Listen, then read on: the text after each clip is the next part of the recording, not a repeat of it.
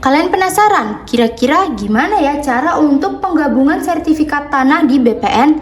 Kalian bisa simak terus video kali ini untuk info lebih lengkapnya. Video ini dipersembahkan oleh Arena Publik, informasi dari rakyat untuk masyarakat. Halo semuanya, ketemu lagi di Arena Publik. Jadi di video kali ini kita akan bahas tentang gimana sih cara untuk penggabungan sertifikat tanah di BPN. Penggabungan sertifikat adalah proses di mana dua atau lebih bidang tanah yang saling berbatasan dan dimiliki oleh satu orang atau satu badan hukum yang sama, dan digabungkan menjadi satu bidang tanah yang lebih luas untuk diterbitkan atau dibuatkan satu sertifikat yang baru. Kapan penggabungan sertifikat diperlukan? Untuk pengembangan properti, efisiensi administrasi, memperjelas batas dan penyesuaian fisik dan administrasi. Terus apa aja sih syarat-syarat untuk penggabungan sertifikat?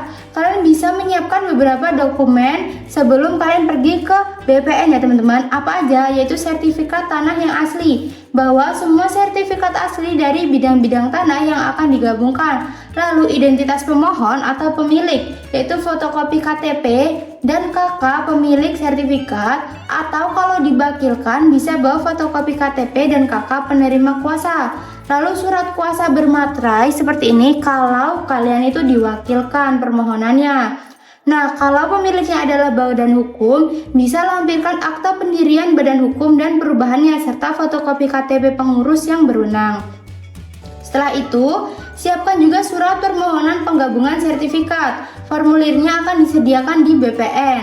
Lalu bukti pelunasan pajak bumi dan bangunan atau PBB tahun terakhir atau tahun berjalan untuk semua bidang tanah yang akan digabungkan, dan peta bidang atau gambar situasi jika ada, serta surat pernyataan pemilik. Setelah itu apa? Setelah itu kalian bisa lanjut ke tahapan berikutnya atau tahapan untuk proses penggabungan sertifikat di BPN. Nah, kalian bisa melakukan pengajuan permohonan ke kantor pertanahan atau BPN.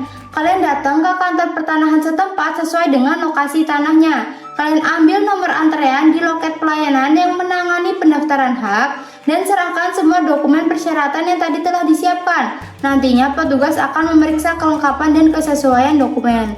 Kalau dokumennya lengkap, nanti kalian akan diminta bayar biaya administrasi yang meliputi biaya pendaftaran, pengukuran dan penerbitan satu sertifikat baru. Lalu nanti petugas ukur dari BPN akan datang ke lokasi tanah untuk melakukan pengukuran ulang ke seluruh bidang tanah yang akan digabungkan. Nah, kalian atau wakilnya harus wajib hadir saat pengukuran untuk menunjukkan batas-batas yang benar. Nah, berdasarkan hasil pengukuran, nantinya BPN akan menerbitkan surat ukur atau SU dan peta bidang yang baru untuk surat atau satu bidang tanah yang lebih luas hasil penggabungan. Nah, data dari suatu surat ukur itu dan peta bidang itu yang baru akan dicatat dalam buku tanah. BPN akan buat satu buku tanah baru untuk bidang hasil penggabungan. Sertifikat induk yang lama akan dibatalkan atau dicatat penggabungannya. Nah, berdasarkan catatan di buku tanah atau surat ukur yang baru, nantinya BPN akan mencetak sertifikat hak atas tanah yang baru untuk seluruh bidang tanah yang telah digabungkan. Sertifikat ini akan punya nomor dan total luas yang baru atas nama pemilik yang sama. Nanti kalian akan menerima pemberitahuan untuk pengambilan sertifikat baru di loket pelayanan. Pastikan kalian bawa bukti pembayaran atau tanda terima. Gitu teman-teman, semoga video kali ini bermanfaat.